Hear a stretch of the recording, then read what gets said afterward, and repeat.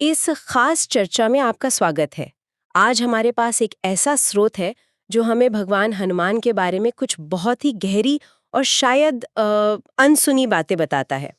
हम सब उन्हें शक्ति, भक्ति और सेवा के प्रतीक के रूप में तो जानते हैं, पर क्या हम सच में जानते हैं कि उनके चिरंजीवी होने का मतलब क्या है? या फिर उन्हें अपनी ही शक्तियां क्यों याद दिलानी पड़ती थी? आज हम इन्हीं सवालों के जवाब ढूंढने की कोशिश करेंगे और देखेंगे कि स्रोत सच्ची भक्ति का कौन सा रास्ता दिखाता है। चलिए इस फैसिनेटिंग विषय में उतरते हैं। बिल्कुल। और ये स्रोत इसलिए खास है क्योंकि ये हनुमान जी को सिर्फ एक पौराणिक पात्र की तरह नहीं देखता, बल्कि एक जीवित जागृत शक्ति के रूप में देखता है। हम सबने कहानियां सुनी हैं, लेकिन चिरंजीवी होने का जो अर्थ इस स्रोत में बताया गया है वो हमारी समझ से कहीं ज्यादा गहरा है। ये चर्चा उनकी शाश्वत प्रकृति और आज हमारे जीवन में उनकी प्रासंगिकता को समझने के बारे में है। तो चलिए इसी शब्द चिरंजीवी से शुरू करते हैं। आमतौर पर इसका मतलब होता है जो हमेशा जीवित रहे। हाँ, लेकिन स्रोत कहता है कि बात सिर्फ लंबी उम्र की नहीं है, बल्कि हमेशा से अस्तित्व में होने की है। और सबसे चौंकाने वाली बात जो मुझे लगी वो ये है कि स्रोत के अनुसार हनुमान जी त्रेता युग से पहले सतयुग में भी मौजूद थे। ये कैसे हो सकता है? उनका जन्म तो माता अंजनी के घर त्रेता युग में हुआ था। यही यही इस स्रोत का सबसे दिलचस्प बिंदु है। देखिए, स्रोत हमें उनके मूल से जोड़ता है। हनुमान जी को भगवान शिव का 11वां रुद्र अवतार और अंश माना जाता है। अच्छा। तो तर्क ये है कि जब सतयुग में भगवान शिव थे, तो उनके अंश के रूप में हनुमान जी का अस्तित्व भी था। वो शाश्वत हैं, अनादि हैं। त्रेता युग में माता अंजनी के गर्भ से उनका जन्म लेना एक तरह से एक लीला थी। एक खास मकसद के लिए शरीर धारण करना था। और वो मकसद था रामकाज। बिल्कुल, रामकाज करीबे को आतुर। सोचिए, जो स्वयं शिव का अंश है, जो अनादि है, वो एक उद्देश्य के लिए जन्म लेता है, सेवा करने के लिए। यही उनकी महानता है। स्रोत में उनके लिए एक बहुत सुंदर शब्द इस्तेमाल हुआ है, निराभिमानी। निराभिमानी। मतलब जिसे अपने बल का, अपनी शक्तियों का, अपने अस्तित्व का कोई अभिमान ही नहीं है। वो सब कुछ भूलकर बस अपने प्रभु की सेवा में लगे हैं। और यही गुण उन्हें सबसे अलग और सबसे ऊपर रखता है। एक मिनट, ये तो पूरी कहानी बदल देता है। हम सब तो यही सुनते आए हैं कि जामवन जी ने समुद्र लांघने से पहले उन्हें उनकी भूली हुई शक्तियां याद दिलाईं। पर अगर वो इतने शक्तिशाली और शिव के अंश हैं, तो वो अपनी शक्तियां भूल कैसे सकते हैं? स्रोत कहता था कि वो भूले ही नहीं थे। बिल्कुल सही पकड़ा आपने। स्रोत यही कहता है कि ये भूलना नहीं था, ये उनके मन की एकाग्रता का, आप कह सकते हैं, चरम था। एकाग्रता का चरम। हाँ, उनका पूरा अस्तित्व, उनका रोम रोम, उनकी हर सांस सिर्फ एक ही चीज में डूबी रहती है, राम नाम। उनके लिए बाकी सब कुछ, यहाँ तक कि उनकी अपनी शक्तियां भी, वो गौण हैं, उनका कोई मतलब ही नहीं है। तो वो अपनी शक्तियां भूलते नहीं, बस उनका ध्यान कहीं और होता है। बिल्कुल। और स्रोत इसे समझाने के लिए एक कमाल का उदाहरण देता है।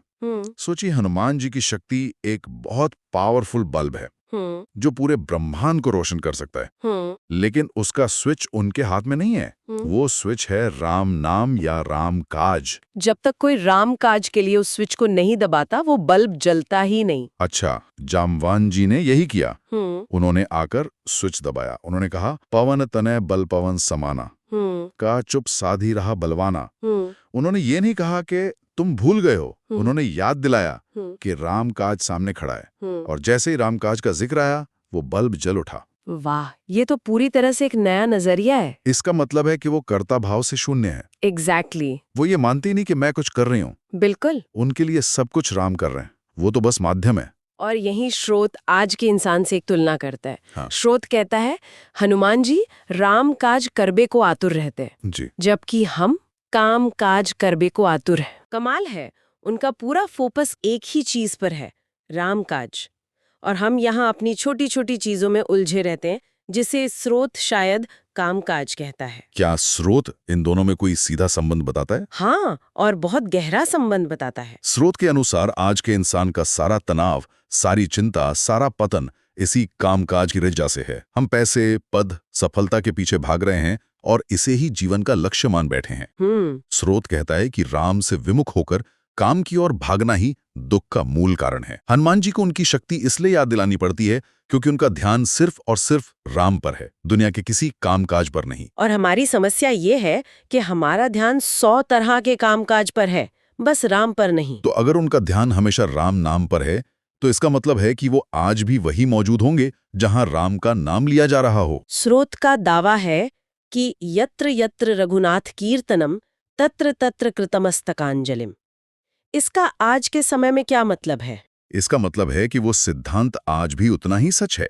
स्रोत के अनुसार हनुमान जी हर उस जगह पहुंचते हैं जहां राम का नाम पूरी श्रद्धा से लिया जाता है, चाहे वो कोई आलीशान मंदिर हो, किसी का छोटा सा घर हो या फिर कोई जेल ही क्यों ना हो, वो वहां मौजूद होते हैं। पर किस रूप में? क्या उन्हें कोई देख सकता है? आज तक किसी ने दावा तो नहीं किया कि उन्होंने हनुमान जी को देखा है। यहां पर देखिए, स्रोत भौतिक आंखों की सीमाओं की बात करता है। वो किसी भी रूप में हो सकते हैं, मच्छर जितना सूक्ष्म या पर्वत जितना विशाल, लेकिन उन्हें इन चमड़े की आंखों से नहीं देखा जा सकता। तो फिर स्रोत कहता है कि उन्हें देखने के लिए राम जी के चश्मे की जरूरत है। राम जी के चश्मे? ये क्या है? ये एक बहुत खूबसूरत उपमा है। इसका मतलब है एक ऐसा हृदय और ऐसी दृष्टि जो राम के प्रति शुद्ध प्रेम और भक्ति से भरी हो। अच्छा। जब आपकी आंखों में राम बस जाएंगे तो आपको उनके भक्त हनुमान भी दिखने लगेंगे। ये कोई बाहरी खोज नहीं है, ये पूरी तरह से एक आंतरिक शुद्धि की प्रक्रिया है। बात उन्हें बाहर खोजने की है ही नहीं, बात अपने भीतर को इतना पवित्र करने की है कि वो स्वयं दर्शन दे दें। लेकिन यहाँ एक सवाल उठता है, क्या हो अगर कोई राम नाम तो जप रहा हो लेकिन उसकी नीयत खराब हो? क्या वो धोखेबाजों के पास भी पहुंच जाते हैं? बहुत अच्छा सवाल है, और स्रोत इसका सीधा जवाब देता है कालनेमी राक्षस की कहानी से। हाँ, मैंने पढ़ा इसके बारे में। जब हनुमान जी संजीवनी बूटी लेने जा रहे थे तो रावण ने कालनेमी को भेजा था उन्हें रोकने के लिए। कालनेमी ने एक साधु का वेश बनाया और एक आश्रम में बैठकर जोर जोर से राम राम जपने लगा। तो हनुमान जी उसकी तरफ आकर्षित हुए होंगे। बिल्कुल हुए। स्रोत कहता है कि वो नाम के रसिक हैं। जहां राम नाम सुनाई देता है वो खींचे चले जाते हैं। वो कालनेमी के आश्रम में रुके भी, लेकिन वो सिर्फ नाम नहीं सुनते, वो नाम के पीछे की भावना को भी समझते हैं। उन्हें तुरंत आभास हो गया कि यहाँ कुछ गड़बड़ है। इस नाम में श्रद्धा नहीं, छल है। और जैसे ही उन्हें धोखे का पता चला, उन्होंने उसका अंत कर दिया। अच्छा। तो इसका जवाब ये है, हाँ, वो नाम सुनकर आते हैं, लेकिन अगर नियत में खोट हो तो वो पहचान भी जाते हैं और दंड भी देते हैं। वाह, तो नियत यानी भाव ही सब कुछ है। ये बात तो उन लाखों लोगों के लिए बहुत मायने रखती है जो रोज हनुमान चालीसा या दूसरी प्रार्थनाएं करते हैं। इसका मतलब तो ये हुआ कि सिर्फ शब्द बोलना काफी नहीं है। स्रोत इस बारे में क्या कहता है कि हमारी प्रार्थना के पीछे की नियत का क्या असर होता है? स्रोत के अनुसार असर सिर्फ और सिर्फ नियत का ही होता है। शब्द तो बस एक माध्यम है। आप देखिए, हनुमान चालीसा की शुरुआती कहां से होती है? श्री गुरुचरण सरोज रज निज मन मुकुर सुधारी। पहले अपने मन के शीशे को साफ करो। बिल्कुल। और फिर कहते हैं बुद्धिहीन तनु जानिके सुमिरों पवन कुमार। ये पूर्ण समर्पण है। ये स्वीकार करना है कि हे प्रभु, मेरे पास न बल है, न बुद्धि, न विद्या। मैं शून्य हूं, आप ही सब कुछ दीजिए। ये है चालीसा का भाव। और बजरंग बाण, वो तो काफी अलग लगता है। उसमें तो एक तरह से अधिकार से दुहाई देकर उन्हें बुलाया जाता है। हाँ, बजरंग बाण का भाव अलग है। उसमें भक्त राम की सौगंध, राम दुहाई देकर उन्हें अपनी मदद के लिए मजबूर करता है। लेकिन स्रोत यहां एक बहुत बड़ी चेतावनी देता है। चाहे आप समर्पण करें या अधिकार जताएं, सबसे जरूरी है पात्र की शुद्धता। पात्र की शुद्धता, ये सुनने में बहुत गहरा लगता है। मतलब प्रार्थना करने वाले की नियत। स्रोत इसे कैसे समझाता है? क्या कोई उदाहरण है? स्रोत एक बहुत ही शक्तिशाली और शायद थोड़ी कठोर उपमा का इस्तेमाल करता है। वो कहता है कि अगर कोई व्यक्ति मन में ईर्ष्या, द्वेष या किसी का बुरा करने का भाव लेकर हनुमान चालीसा पढ़ रहा है, तो ये ठीक वैसा ही है जैसे किसी मरे हुए कुत्ते की खोपड़ी में गंगा जल डालना। बाप रे, ये तो बहुत ही तीखी बात है। तीखी है, लेकिन सीधी है। गंगा जल तो पवित्र है, पर अगर पात्र ही अशुद्ध और अपवित्र है तो उस गंगा जल की पवित्रता भी नष्ट हो जाएगी। हनुमान जी भाव की भूखे हैं। अगर आपके मन में पड़ोसी की जमीन हड़पने का विचार चल रहा है और मुंह में हनुमान चालीसा है, तो ये काम नहीं करेगा। प्रार्थना एक पवित्र ऊर्जा है और उसे धारण करने के लिए पात्र का शुद्ध होना पहली शर्त है। भावना शुद्ध होनी चाहिए, तभी प्रार्थना स्वीकार होती है। तो फिर उन सीधे साधे लोगों के लिए क्या रास्ता है जिनके मन में श्रद्धा तो है लेकिन उन्हें कोई जटिल मंत्र या पाठ नहीं आते? क्या स्रोत कोई सरल मार्ग बताता है? बिल्कुल बताता है। स्रोत कहता है कि हनुमान जी को प्रभावित करने के लिए आपको संस्कृत के विद्वान होने की जरूरत नहीं है। वो उन लोगों के लिए तुलसीदास जी की 2 बहुत ही सरल पंक्तियां सुझाता है जो पूरी श्रद्धा और समर्पण से अपनी बात कहना चाहते हैं। पहली है, सीता राम चरण रति मोरे, अनुदिन बढ़ो अनुग्रह तोरे।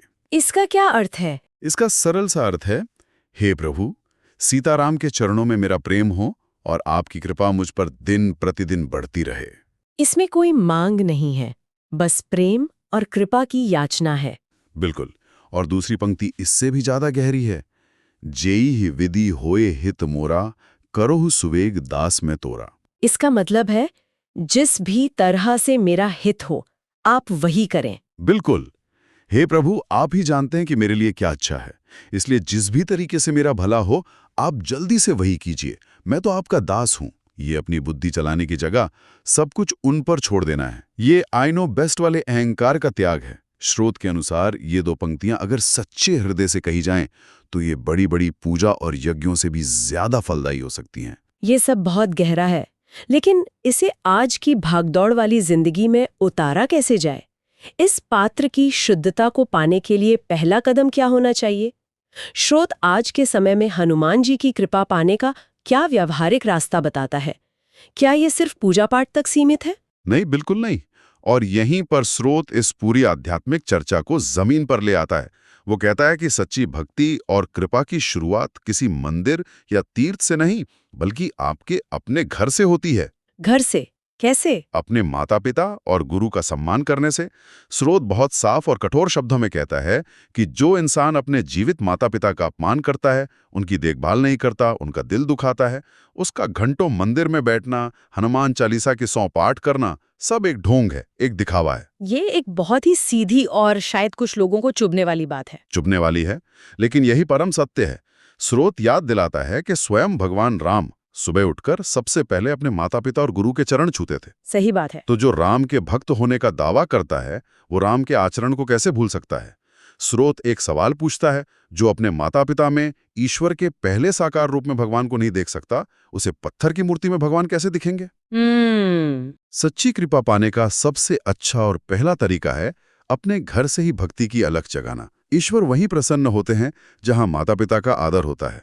भक्ति की पहली सीढ़ी यही है, बाकी सब बाद में आता है। वाकई हमने हनुमान जी के शाश्वत अस्तित्व से बात शुरू की, उनकी शक्तियों के रहस्य को समझा और सच्ची भक्ति के मार्ग को जानते हुए हम अपने घर, अपने माता पिता तक पहुंच गए। स्रोत इन सभी आध्यात्मिक बातों को एक बहुत ही व्यावहारिक और करने योग्य धरातल पर ले आता है। जी हाँ, और अंतिम और सबसे महत्वपूर्ण संदेश शायद यही है कि सच्ची भक्ति किसी जटिल अनुष्ठान या कर्मकांड में नहीं, बल्कि आपके कर्म और आपके भाव की पवित्रता में है। और वो पवित्रता कहीं बाहर से नहीं आती। उसकी शुरुआत अपने सबसे करीबी रिश्तों को सम्मान देने से होती है। जिन्होंने हमें ये शरीर दिया, ये जीवन दिया, उनका सम्मान ही ईश्वर का सबसे बड़ा सम्मान है। यही भक्ति की नींव है। इस पूरी चर्चा के बाद अंत में एक सवाल मेरे मन में घूम रहा है। स्रोत में एक अद्भुत बात कही गई है, जब हनुमान जी लंका पहुंचे, जो राक्षसों की नगरी थी, तो उन्हें वहां भी हर घर में मंदिर दिखाई दिए, क्योंकि उनकी आंखों में सीता जी बसी थी, और जहां सीता है वहां राम है, और जहां राम है वहां मंदिर है। ये हमें एक बहुत गहरे विचार के साथ छोड़ जाता है कि अगर हमारी दृष्टि भी भक्ति और प्रेम से भरी हो, तो क्या हम भी उन जगहों और लोगों में दिव्यता देख सकते हैं जिन्हें हम आज नकारात्मक या आसुरी समझते हैं? दुनिया को हनुमान जी की नजरों से देखने के लिए हमें अपने भीतर क्या बदलना होगा?